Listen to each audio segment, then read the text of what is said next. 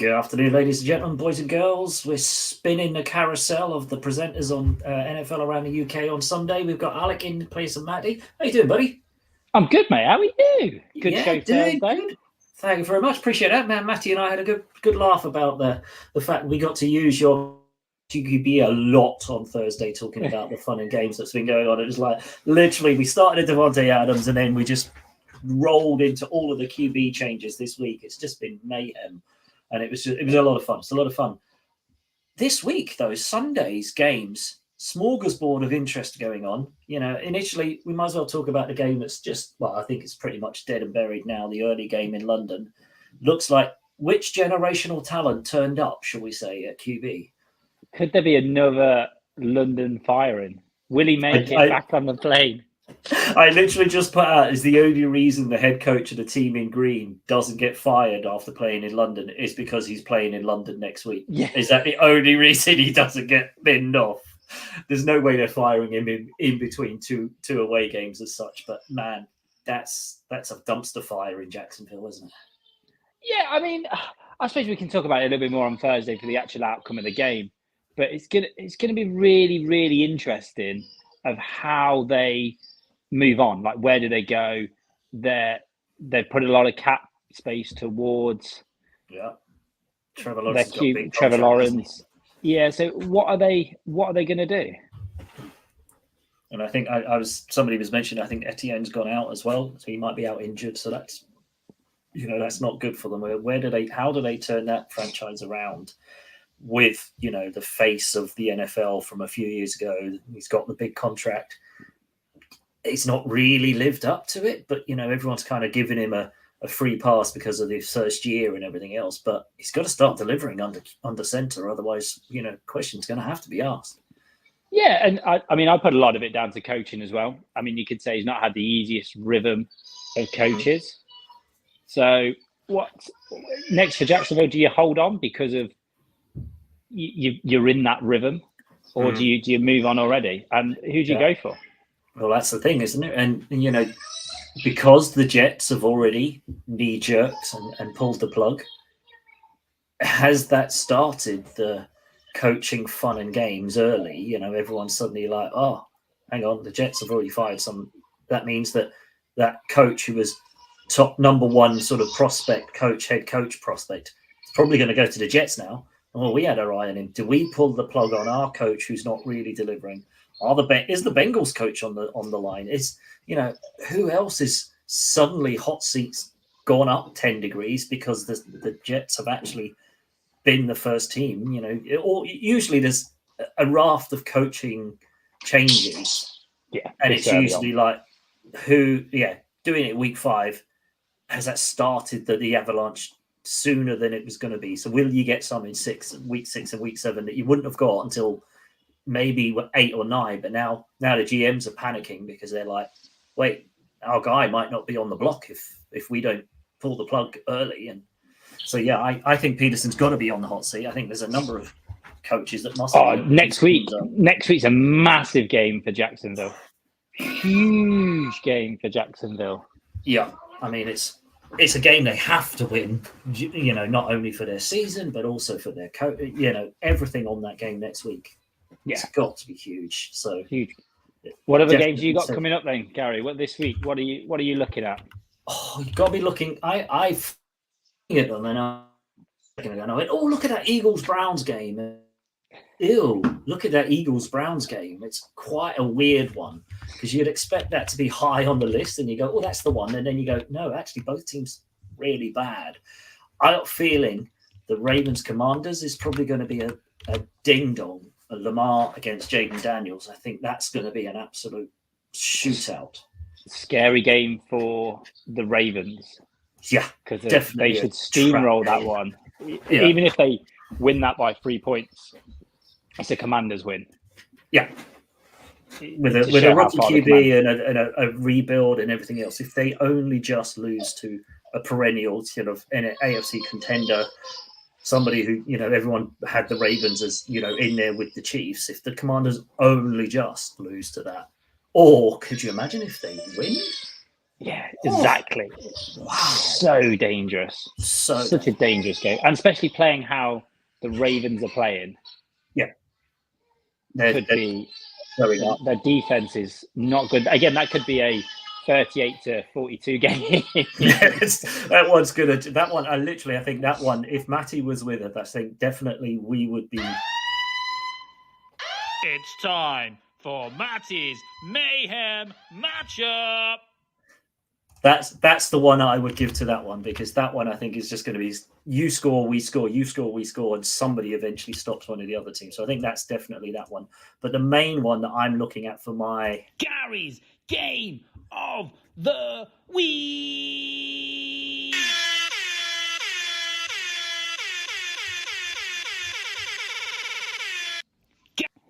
It's going to have to be the later game. Well, I'm using all your sound bites, mate. I'm getting all in on that. Getting all in on that. The one later on, the two teams in blue and silver, Cowboys at the Lions. That one just screams at me importance. It screams at me it's going to be a great game.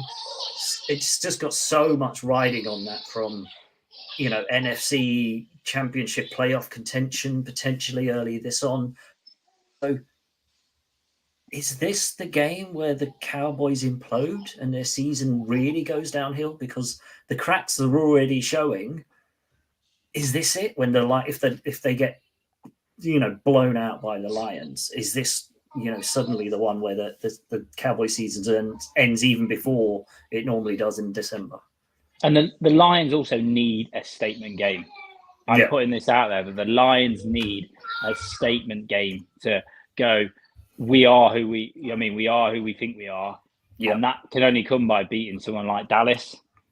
Yeah. Everyone's going to be watching it because it's the feature game. That is the one to me that just goes like everyone, all eyes on that one this afternoon or this evening. Yeah, 100%. I can't see why both teams can't win that game. I can't see why that can't go out there and absolutely rip that defense to pieces. And Goff has a game of Jared Goff that we all know he can have. And then I can't see why the vice versa. Goff has an absolute storming 5 touchdown game. Gibbs has just been paid an absolute monster of a contract. So people are going to be looking at him going, what are you worth? Yeah, prove it. Yeah. But then that Dallas defense is also beaten up. So, there's so much intrigue on that game. It's just definitely the one to watch. It's going to be an interesting game, a real interesting game. Yeah. Now, I teased on our little thing about a new segment, SImpson Stinker. Is there a candidate this week for SImpson Stinker of the Week? And I'm looking at it thinking there probably is. There's a few. I had this game down as a stinker that we got going on at the moment. Yep. The Bears, I think that's an absolute stinker. Sorry for the noise in the background. You're all good. Sunday, right? Sunday family day. Sunday mayhem.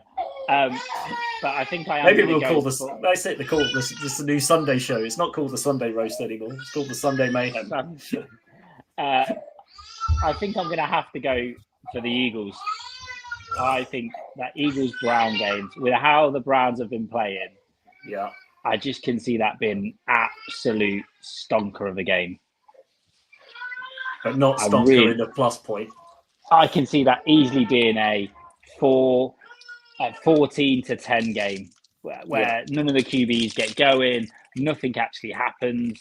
I really can see that being a terrible, terrible game. I may be wrong, but I just putting it out there as a SImpson stonker, which I will get a drop for by next week. I just can see that being a game.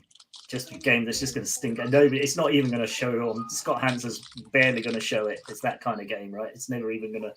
I just think both offenses struggle. Yeah. I can see both offenses struggling. Both defenses are pretty decent as well, I feel. Leaning on the Browns a little bit, leaning on the Eagles.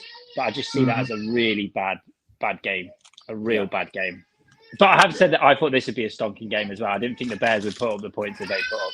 Yeah, that's been a surprise. I thought this would, as a London game, we've been dished up another stinker, another poor one. But it's Caleb's come to play today. It seems he's enjoyed Tottenham. Yeah, which has surprised me as well.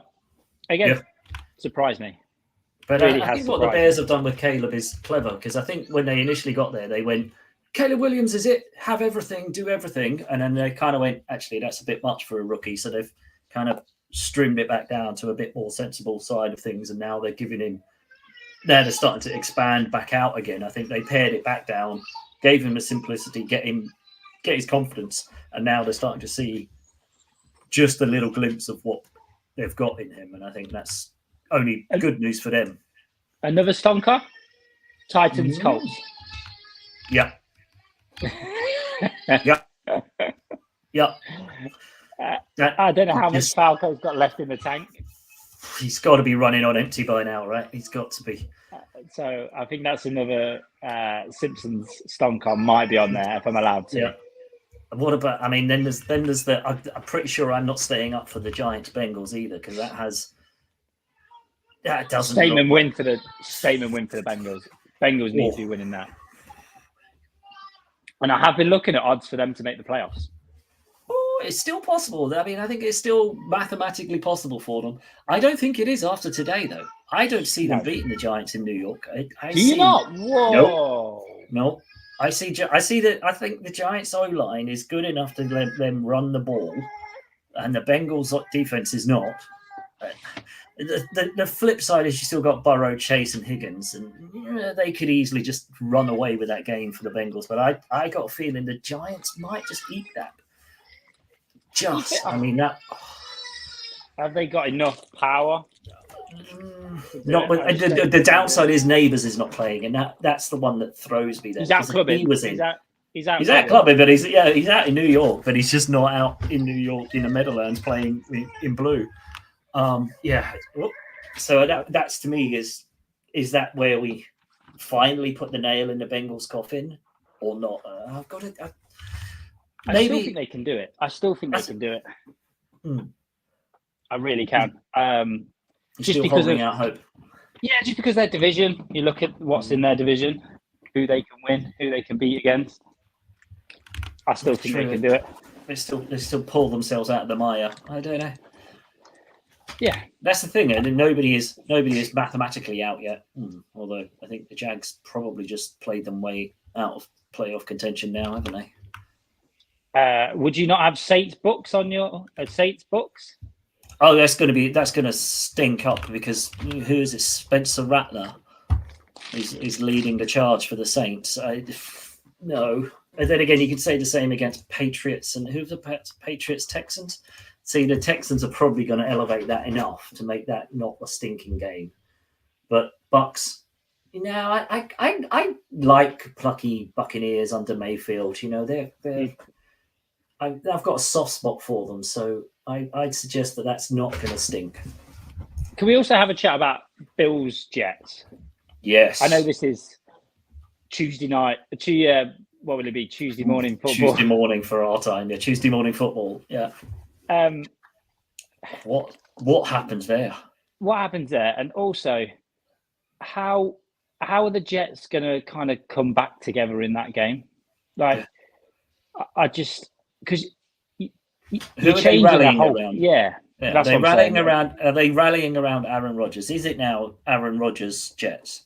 Because the head coach is gone, but then Hackett is also gone. So what's the point of getting rid of your head coach, because he was going to fire Hackett? So I don't know. Has Hackett gone though, or is he just? I think he's just play calling. He's just been shuffled off to the side a little bit. I don't think he's going to be doing play calling, but I think he's still the offensive coordinator. I don't see how that quite works out, or he's given a new role or whatever. How can you be the offensive coordinator but not call the plays? So I don't know. Yeah, it's a weird one. I tell you what though, for a new job, I know we've gone back onto the Jets a little bit, but as that's going to have to be, you're going to have to sell that job, because I think there's going to be a lot of jobs up for offer next year where are a lot tastier than that. Yeah. Please come and be the coach of the Jets. Who have you got a QB? Oh, a really sort of prima donna. Our head coach. Head coach is the QB. Yeah. Wow. No way. But you'd think no one's going to want to touch that. Putting my tin hat on here, and this is more for the Thursday night shows, but would you not see Mike McCarthy getting dumped by the Cowboys? No. They had an okay relationship. They didn't do too bad. They were all right, weren't they? I don't think it ended up in like sour grapes. Not too badly, no. I don't know. I think the weird thing is I think they either have to go one or two ways in New York. And they've tried it going the tough coach who kind of rallies and friction. I think they're going to end up with like a yes man coach who just kind of goes, okay, whatever you want, Aaron. Yeah. So I don't know who that ends up being. Mike Vrabel might come off the bench wherever he's floating around, but he to me still feels like he'll be too much of a character. They're gonna want a head coach that you don't even think of as a head coach because it's like, oh, it's just a yes man kind of guy. So maybe Mike McCarthy is the right guy. Yeah, maybe you're right.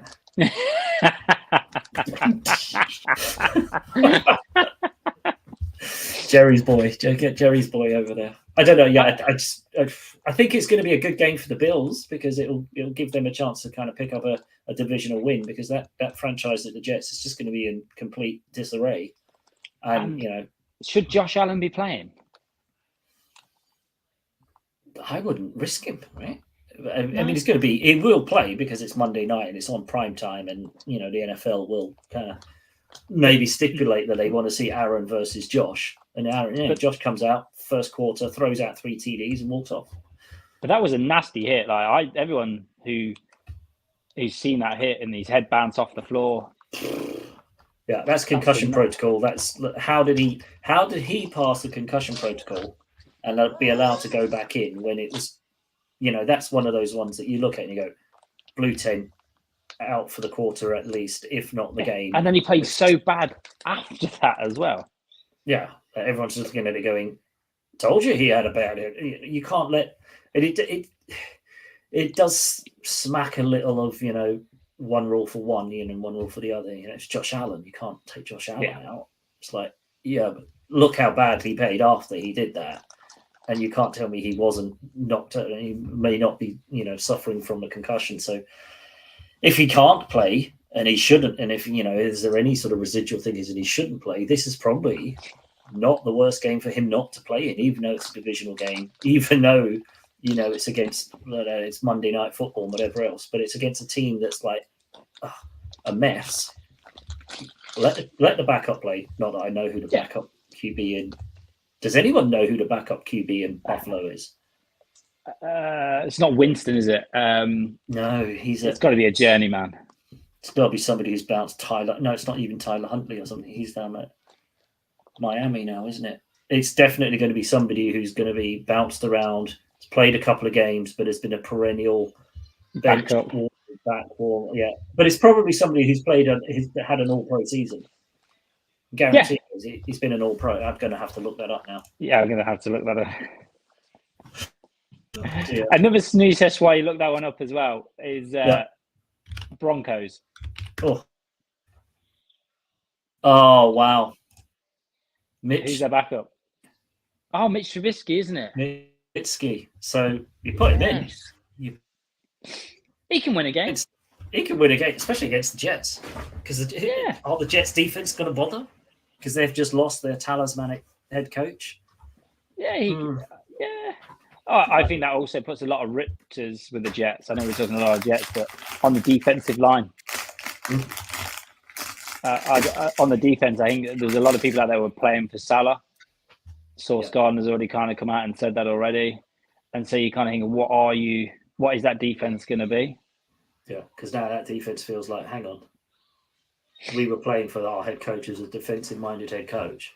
And this prima donna QB across the other side has seemed to have got him sacked. Why should we bother? Yeah, I think that's a couple of bad losses away from that whole team and that whole season imploding for the Jets, I think. And that they won't come back from either. That they will sugar. Like I said, there's going to be a lot of head coaches that look at that job and go, I'm all right, because the locker room's already divided. Yeah. I reckon there'll be a lot of coaches that will body swerve that and go, I'd rather go in that Panthers look a better job. Thanks very much. I wouldn't go that far, but yeah. I'll go that far. I'll stick in college. Thanks very much. This college life. I don't need to. Get the Jags situation where you're going to get time to rebuild.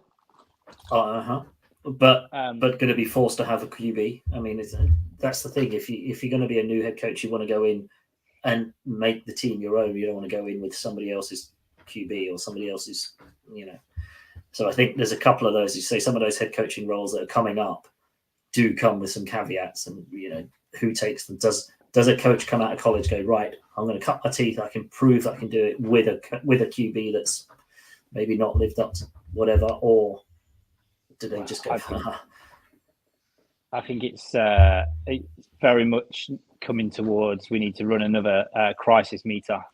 I think we do need to get a crisisometer out for Matty this week on Thursday, because I think there's a lot of teams after this round of games, definitely all going to be in that mix. It might just be a crisisometer show, actually, in fact, on Thursday. Yes, yeah. The whole show is just Matty running through. I look at the Rams. The Rams could be very much in that situation. I know you had your NFC show just now, and I look at them guys.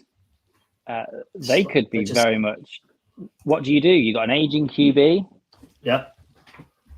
An age. You've tried to rebuild your team. You've done really well in building a good offense, but you've got no offensive line. Yeah. Your defense is struggling. You've lost your talisman there, haven't you? Yeah. Yeah. They could be looking at a top 10 pick. Yeah. This season. That would really make that interesting, wouldn't it? Because then it's like, hang on, you got a top 10 pick. Do you then move from Stafford? Do you then? Yeah. All seasons for the other side. But that's another team that I look at that's in crisis on what they do. But Chargers, like I say, Broncos Chargers. Let's talk about Broncos Chargers, because that's a game in division game. Broncos are looking fairly strong. I would. Yes. I feel like Bo Nix is starting to get in control of it all. Yeah, he's starting to get a rhythm. He's starting to build into his games. He's not being asked to do too much, I think, which is important for his sort of growth and everything else. And Peyton is maybe is getting the best out of. Do need to get their receivers to start. Yeah. I mean, the one that got me, it was Bo Nix, Troy Franklin. They spent a good couple of seasons at Oregon doing that, and yet he doesn't catch them. It's like, well, that was a poor, even for a rookie to drop one, but to drop it from the guy who's been throwing you the ball for the last season. So it's not like had a massive off season together as well. Yeah. It's not like they don't know each other's games or anything else. That was like, oh, that's poor. So, yeah, they do need to find somebody who can catch the ball. But yeah, they are sneakily hanging around the Broncos, aren't they? Which is prime for that kind of weird, that weird wild card team. Because I look at nobody saw coming. Yeah, that AFC side. You're not going to get anything out of the Texans division, because I don't think the Colts are going to pick up. Jaguars are dead. Yeah. So then there's going to be a team that's why I think the Bengals could get in, because there's no one really out there that's kind of clinching top division and then wild card. No, you look at it. Yeah, obviously you got the Chiefs, and then you've just got a morass of everybody else, haven't you? And it's just like Ravens are another one where they're not running away with it. Yeah. Wow. Yeah. Broncos, sneaky Broncos wild card pick. Pick up a sixth seed. Seventh seed wild card comes out of nowhere. Nobody expects anything. Yeah. I've upset you now. You have, because I thought they were going to stink. But Broncos play January football. yeah, meaningful football in Denver. But that's why I think that Miami are holding on. They're another team where they're kind of like, they can limp through this process without Tua, without giving away draft capital, without giving away anything, and then you're in. Yeah. If you can just hang around long enough, right? Yeah. I think 9 wins in that AFC, we could see an 8-win team, a 9-win team. A 9-win team makes the playoffs. Yeah. Oof. I think you might be right, because I'll be week 6 now, and everyone's 3-2. There's nobody absolutely clear at home and hosed, there's one team, but then everybody else is just on 2-3, 3-2. It's just a mesh. Yeah. That could be interesting. Ooh. Keep an eye. I mean, and it's interesting though, because the fact your whole kitchen has just collapsed around you is also quite funny. Kids' kitchen. It's just like, oh, I've had enough. We've been watching Daddy cook. And, just throw it all away. Start again. Get a takeaway. That whole AFC. When you think about it, AFC, you look at it as a conference, and you go, "That's a strong conference." You know, that's a stronger conference than the NFC at the moment. You think, but now it looks a bit of a strong conference. But every strong team in that conference is having a bit of a mess and a bit of a mare and not really hitting their stride. So it is open for a team to make a bit of a run and just hang around long enough to make the playoffs. And that would be, for a team with a rookie QB and, in year 1 or 2 or year 1.5 of a rebuild, if they did make the playoffs, that would make Broncos country an interesting proposition for potential drafts, potential trades, potential, accelerating a rebuild under a coach who knows how to get stuff done. And also, it just makes that division as well a little bit what they're going to do. Because so far, because the Chiefs are running away with that, very much like New England used to have it, very much kind of like the Seahawks used to have it, where just win your divisional games and we'll get in. Yeah. Or at least then, if the Broncos continue on that trajectory, it means that the Chiefs might have to turn off some of their games in conference and in division, because at the moment, as you say, it's just they just turn up and win those games, and then it's all the other games that make the difference. Yeah, so sneaky Broncos. Broncos fans. It's one of those. I'll certainly be keeping an eye on it on Red Zone. Because not only is it because of the sneaky Broncos and everything else, but it is Matty's Chargers that you're going up against. And, Chargers That's why I brought it up. That's why. Is it just to make sure we got the Chargers going to charge in it? Yeah, because they were a bit banged up as well, aren't they, the Chargers? Not looking great. Herbert's not looked great, which I feel, again, they could look to move in from him. I'd love to find out with the Chargers fans what's going on with Joey Bosa. Like, where is he? Like, I see him on the sideline. Like, what, I don't even know. Kind of, was he meant to come into the season with an injury? Was he not? It'd be interesting to find a UK Chargers fan out there to kind of come join us on Thursday. Tell us what's happening with your Chargers. All right, that's our homework for the rest of the week. It's like just absolutely batter everyone on Twitter who has anything to do with the Chargers and say, come and tell us what the hell's going on with your team. And then let's talk. Last 5 minutes. Let's talk Vikings while we can. Well, we could talk about your MVP shout, the Vikings. I did see someone tweeted out that he cannot win comeback player of the year. No, because he can't come back from being rubbish. I saw it as well. I had to retweet it from the Sportsmag account. It's like, he cannot win comeback player of the year because he's not coming back from anything. He's not coming back from illness. He's not coming back from injury. He's just coming back from seeing ghosts and being a poor QB. So my clip still stands from the beginning. I am starting to believe that what he needed was just some recuperation, just a chance somewhere to, be out of the New York media spotlight and to just learn the game properly without the pressure of being the number one QB, Yeah. Interesting, you talked about Jaden Daniels early on. He's coming into the league 3 years older than Sam Darnold did.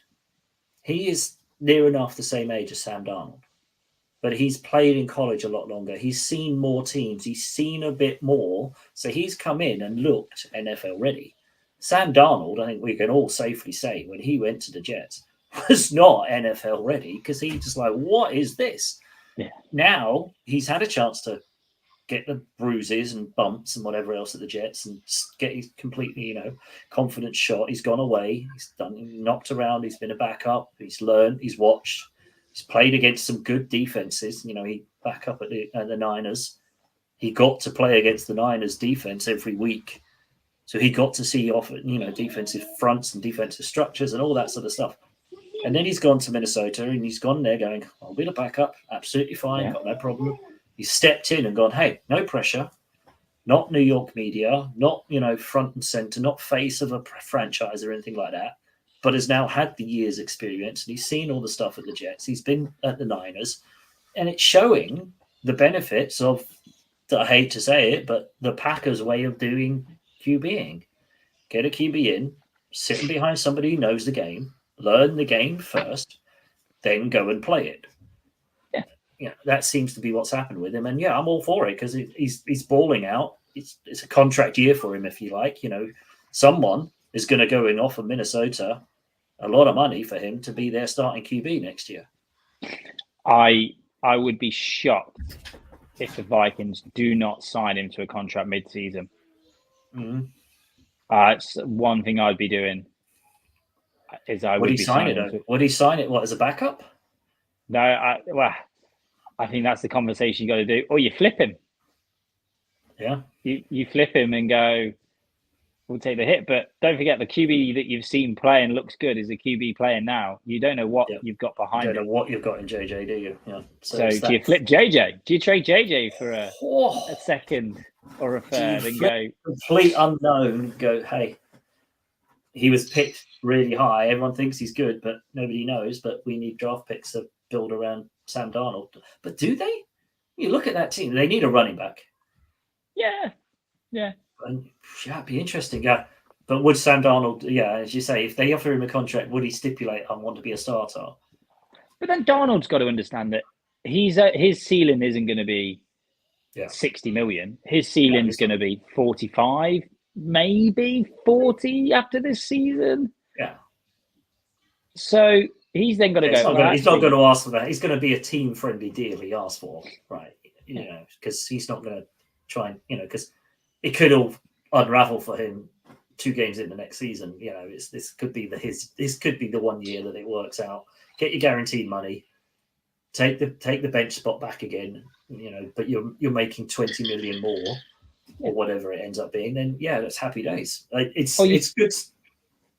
Chance free agency, and then you end up in somewhere like New England, and you're like, well, I was better off with the Vikings. Should have stayed as a backup, or you end up in the Panthers. Yeah, who back at the Panthers. Actually, no, he didn't go there, did he? Did he? Yeah, he did. He did Panthers, last year. Yeah, so he's been there. He's seen what's bad, right? Yeah. He knows what's out there and what will be on offer for him, and it will be places like the Jets and the Panthers and the Patriots potentially, or I wouldn't say the Falcons, or somebody, maybe the Saints come knocking because they don't know what they're doing and whatever else. But he's been there. He's seen not very well run or dysfunctional sort of organizations, what that do to QBs. Maybe his safest bet is, as you say, get the money, take a $40 million a year contract and sit on the bench. Be there for the backup. And Minnesota, they're now quite happy because they've got a very competent backup that they can be more than confident if if JJ does go down or is looking a bit rough around the edges, throw Sam back in for a couple of games. Yeah. He gets them to the playoffs or gives them a playoff win. He's not buying another drink in Minnesota ever again. Yeah, he never has to buy a drink. He just walk around with Skull. Yes, that's it. Fill him up. Yeah, it's a good shout, that actually. It'd be interesting to see if the Vikings do listen to sensible reasons then. I'm going to have to shoot soon, Gary. Sounds like you've got a lot on your hands there, buddy. Appreciate you jumping on. Enjoy the relaxing Sunday as a 49ers fan, having the win midweek and a mini bye week. Just put Red Zone on and try and relax for the evening. But it sounds like that might not be your plan for the rest of the day. It might be. I'm looking forward to a nice week and then roll into the Chiefs week as well. I'm looking forward to that as a 49ers fan. Definitely. All right, buddy. So catch up, Prezi. Appreciate it. Hit that outro. Take it. Yeah. Later. Bye. Bye.